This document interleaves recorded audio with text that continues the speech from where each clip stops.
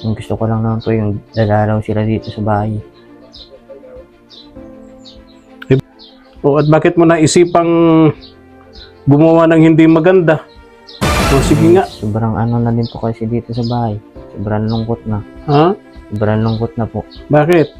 Eh, palagi na lang po mag-isa. Wala na rin po kasama. Wala na sila lula. Wala na po ako makasama dito sa bahay. Isipan ko rin pong ano yun. Buti nga po dumating kayo eh.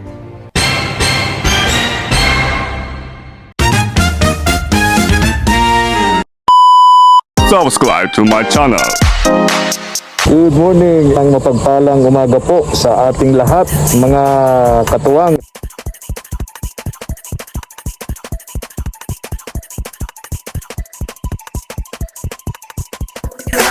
Tara po. Salamat po.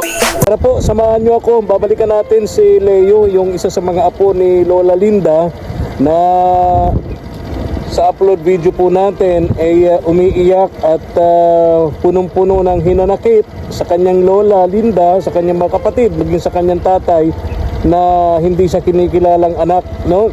Kaya papasalamat po tayo sa mga taong tumugon para matulungan natin itong si Leo, mga katuwang. May kalab shoutout nga pala kay Ma'am Maricel of Australia.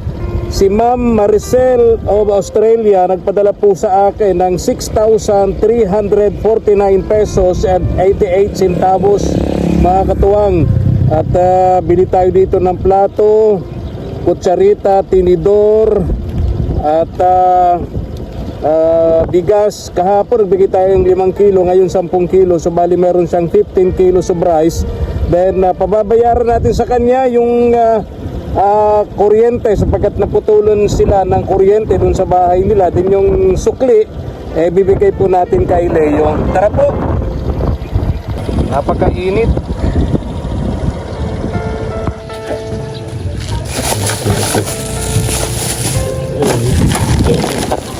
Kahapon dala tayo ng 5 kilos dito, ngayon 10 kilo naman. So mayroon siyang 15 kilos. Tapos yung mga gamit niya rito, kasi sinaid po ni Lola Linda nung umalis dito, sinaid yung mga gamit, dala-dala doon sa pinuntahan niya, doon sa anak niya, sa kaburan. Ayun. Tao po, magtatao po ako, andyan ka na. Doon tayo, doon tayo. Sa barangay yun. Ha? Pasok po ko ALS. Ano? ALS. Pasok ka ng ALS, nag-a-apply ka ng ALS. Pasok na tayo doon.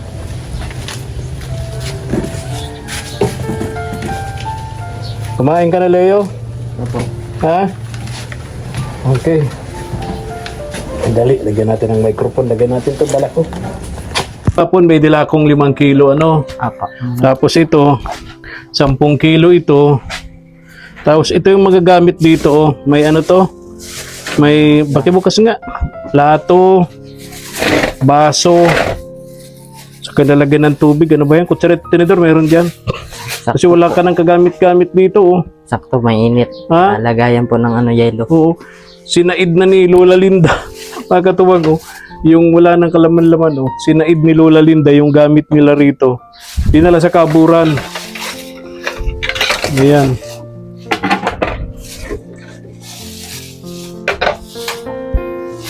Kumusta naman yung CR nyo rito?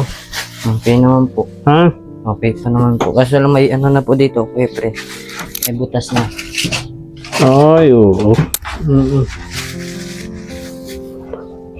Paring, di ba may lamis, may ano kayo rito dati? Lamesa po. Oo. Ayun na po. Ah, sira na. Hindi po. Tinabi ko lang po kasi hindi naman din po. O, di ba sabi ko sa'yo, asan yung resibo? Hindi po na ano kasi po wala po yata.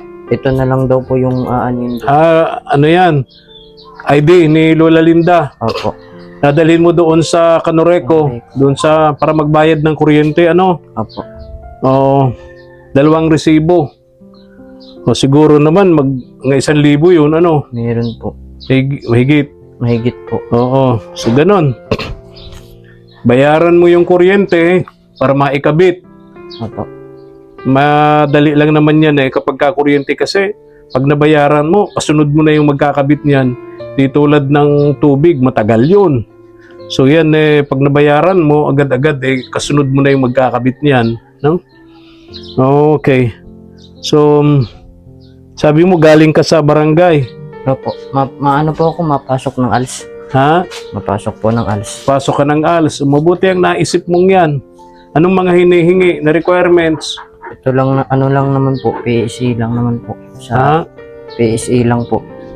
Yung ano mo, PSA, yung Sa ALS po. yung rehistro. Opo. Meron ka naman. Opo, meron po ito po. PSA. Okay, ano pa? Wala na. Wala na po. So, kailan ang start niyan? Di ko lang po alam, baka po bukas. Bukas na agad? Ano lang po, pinapapunta po daw ko ng... Baka asikasuhin nyo pa yung mga kailangan para ma-qualified ka, makapasok sa ALS. So, pagka naka-graduate ka dyan, grade 6 ka na. Graduate ka ng grade 6. Parang si Lea May, Ano po, nakapag-graduate. nakapasa sa ALS, grade 6 na siya, graduate na siyang grade 6. Sayang at hindi Di na po matutupad yung ano niya. Ngayong taon ay sabi niya, mag-ALS siya uli para sa high school naman.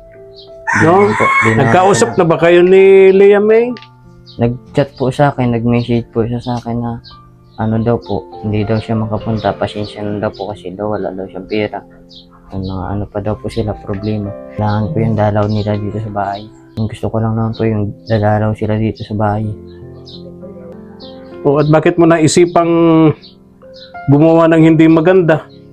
O sige nga. Sobrang ano na din po kasi dito sa bahay. Sobrang lungkot na. Ha? Sobrang lungkot na po. Bakit? Eh, palagi na lang po mag-isa. Wala na rin po kasama. Wala na sila lula.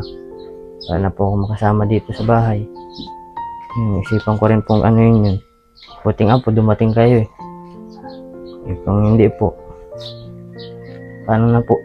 Kung magmalay kami rito, ay naku, huwag mo nang uulitin isipin na gano'n, Leo, ha? Kasi, tandaan mo, God is good all the time. O, tinan mo, di ba? Bumalik agad ako sa iyo. Kahapon galing ako rito. Ngayon, andito na agad ako. May tumugon doon sa nakita nila na awang-awa sa kalagayan mo. Naintindihan ka nila dahil siyempre, gustuhin mo man na maghanap buhay. Hindi man po matuloy kasi marami po silang hinahanap. Walang ginahanap. Iba po talaga pag wala pinag-aralan eh. Di ka po nila tatanggapin. Maliit ng tingin nila sa'yo. Hanggang sa mababa ka lang. Hirap din po kasi dito magtrabaho kasi marami din po silang hinahanap. Parang papasok ka din ng kumpanya. Ayaw mong bumalik doon sa Karwa, sa Maynila. Sabagay, pag bumalik ka doon, sayang itong bahay niyo, masisira na to. Wala din po kasi nagbabantay. Kaya nga, masisira na to. No? So, dito ka na lang talaga, Leo. Mahulog yung microphone. So, mabuti yung naisip mo. Kasi may opening ng ALS dito sa barangay ninyo. Opo.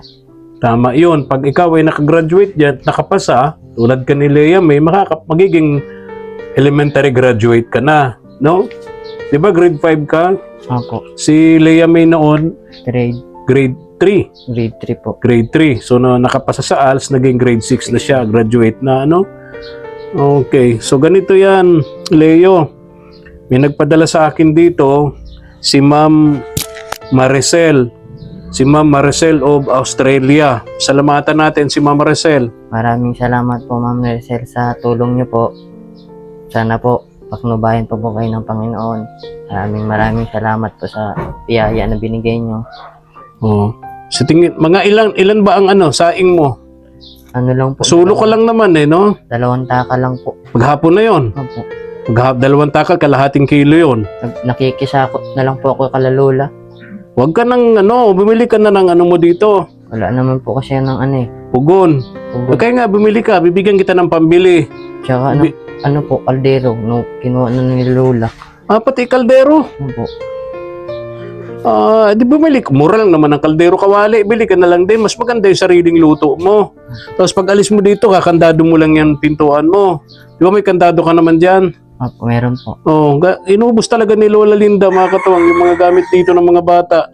Inubos. Kaya yung lalagyan na yan, wala nang laman. So, yun, bili ka ng kaldero, kawali. Yung maliit lang at mag-isa ka lang naman dito eh, no? Ayan, so, pugon, yung maliit na pugon lang din, no? At, ngayon, maaga pa naman, punta ka sa Canoreco, bayaran mo. Sige po. Dalhin mo yung ID ni Lola Linda. Opo. Senior Citizens ID ba yan? Hindi po. Ano po? Ano Barangay po? ID. Ano po? Canoreco po ID. ID ng Canoreco, ng Kooperatiba ng Kuryente. Sige.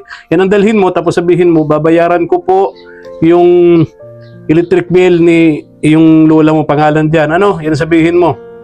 Titingin yan sa computer kung magkano ang bayaran mo. Ano? So, bayaran mo yon. Then, bili ka ng pugon. Mas maliit na kaldero kawali. Mas maganda yung nagluluto kang sarili. Mas makakatipid ka. Hindi pa nakakahiya na lagi kang tawag nang iistorbo sa kapitbahay. Ano, Leo? Apo. So tama yung ginagawa mo. Mag-ALS ka at kapag nakapasa ka diyan high school graduate ka na. Oh no, elementary. O bilangin mo to. Naku, purong barya. Bilangin mo. Yan yung sobra sa padala ni Ma'am Maricel. Lakasan mo. 1, 2, 3, 4, 5, 6, 7, 8, 9, 10. 1, 2, 3, 4, 5, 6, 7, 8, 9, 10. 2, 3, 4, 5, 6, 7, 8, 9, 10. 1, 2, 3 to po. Ha? 3 to. 3,000. 3,200. 200. O yun, bayaran mo yung kuryente. Tapos, bili ka nung, sabi ko sa iyo, ano, maliit na kaldero kawali. Dahil mag-isa ka lang naman, 2 ganta lang. Mura lang yon, ha? Tapos, bili ka ng ulam mo dyan, yung sukli, pang ano mo, pang allowance mo. Ha? So, hindi ka na problema. Huwag mo nang iisipin na mga ganong bagay uli, Leo, ha? Salamat po dito sa tulong niyo po. Maraming salamat po sa suporta. Sana po gabayan pa po kayo ng Panginoon. Salamat po.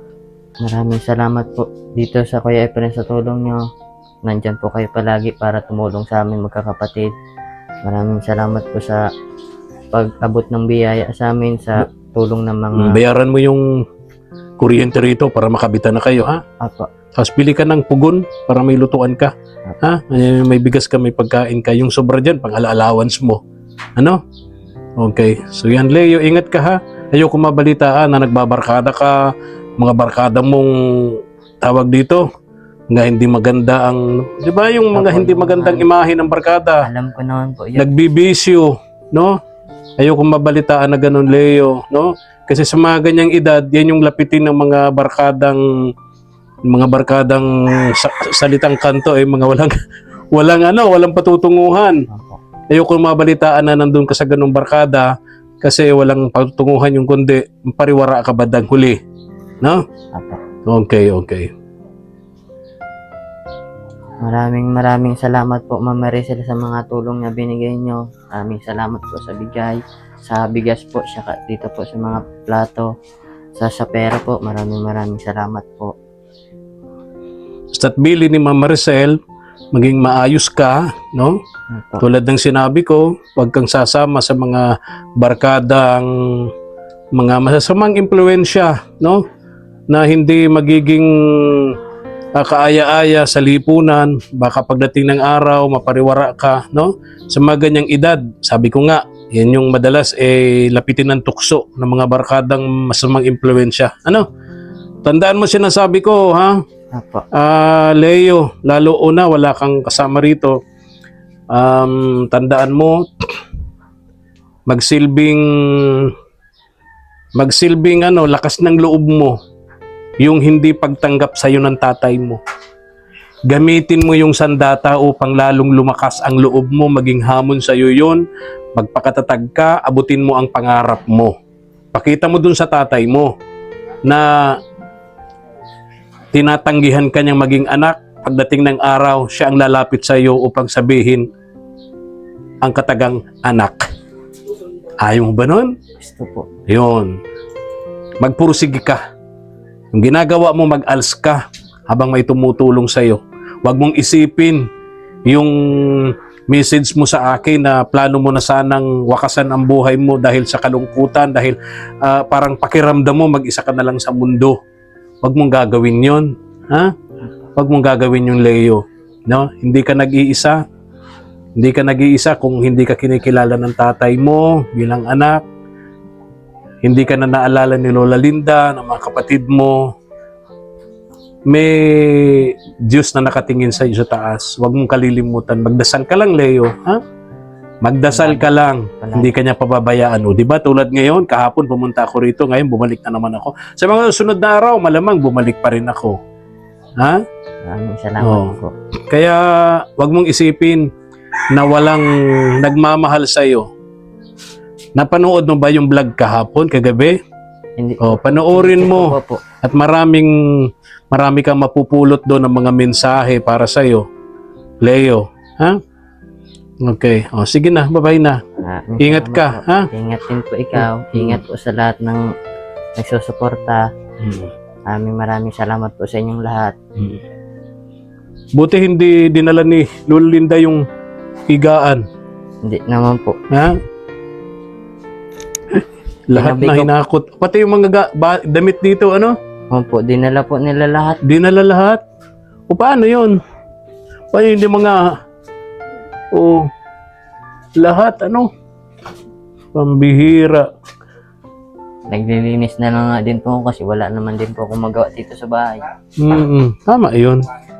O, basta't ingat ka.